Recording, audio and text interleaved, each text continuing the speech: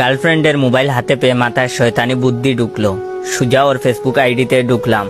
একে একে 14টা ছেলের ইনবক্সে আই লাভ ইউ লিখে পাঠালাম। ব্যাপারটা সেই না, ব্যাপার হইতেছে একে একে একটা আইডি থেকে রিপ্লাই আসলো।